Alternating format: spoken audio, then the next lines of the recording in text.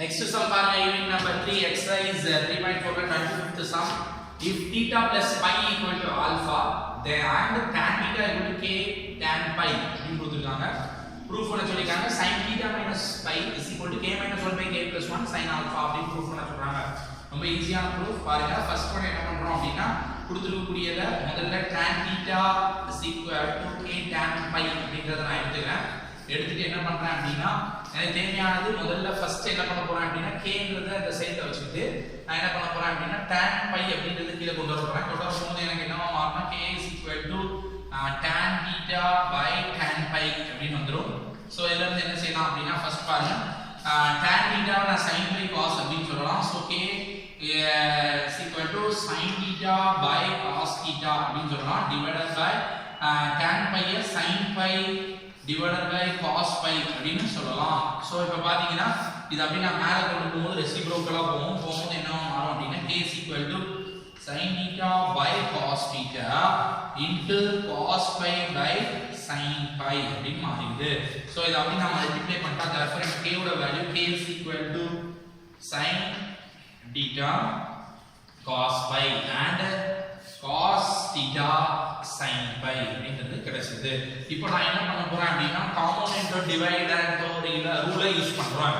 10th ல நம்ம use பண்ணிப்போம் trigonometryல a by d is equal to c by d னா which implies numerator denominator வந்து மைனஸ் பண்ணி numerator எழுதணும். numerator denominator ஆட் பண்ணி denominatorல எழுதணும். இந்த ரூல் நமக்கு தெரியும். சோ இதுல டிவைடட் பை 1 இருக்குன்னு அர்த்தம். சோ என்னவா மாறும் அப்படினா k minus 1 by k plus 1 அப்படினு எழுதலாம். மேல உள்ளத sin theta cos pi minus cos theta sin pi அப்படினு எழுதலாம்.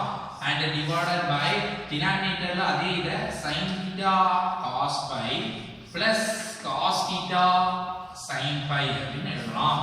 சோ இப்போ பாத்தீங்கன்னா நமக்கு இதுல மேல நியூமரேட்டர்ல பாத்தீங்கன்னா sin a cos b minus cos a sin b அப்படிங்கற sin a minus b ஓட ஃபார்முலா அப்ளை ஆகுது. அப்ப அத வச்சு நம்ம என்ன செய்யலாம் அப்படினா sin theta minus pi அப்படிங்கறத போட்டுலாம் டிவைடட் பை கீழ sin theta plus pi ஓட ஃபார்முலா நமக்கு யூஸ் ஆகுது. ரெண்டு ஃபார்முலா வச்சு நம்ம என்ன எழுதலாம் அதோட வேல்யூ எழுதலாம். இன்னொரு பாத்தீங்கன்னா k minus 1 by k plus 1 அப்படினு கிடைச்சது.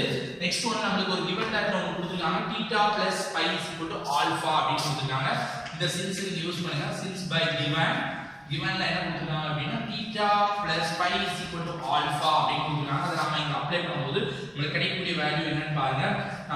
மாத்தி எழுதுறேன். இந்த side sin theta minus pi divided by sin alpha அப்படி மாறி denominator is equal to k minus 1 by k plus 1. இப்போ பாத்தீங்கன்னா நமக்கு தேவையானது क्वेश्चनல பாத்தீங்கன்னா sin theta minus pi is equal to k minus 1 by k plus 1. sin alpha வை இங்க denominator இருந்து அங்க நீங்க டிவைட்ல இருந்து அங்க ஒரு மல்டிப்ளை ஆ மாத்திடலாம். மாத்தும்போது எனக்கு கிடைக்கக்கூடிய ஆன்சர் என்ன அப்படினு பாருங்க. sin theta minus pi is equal to k minus 1 by k plus 1 sin alpha அப்படி மாறிடுது. எனக்கு தேவையானது கிடைச்சாச்சு.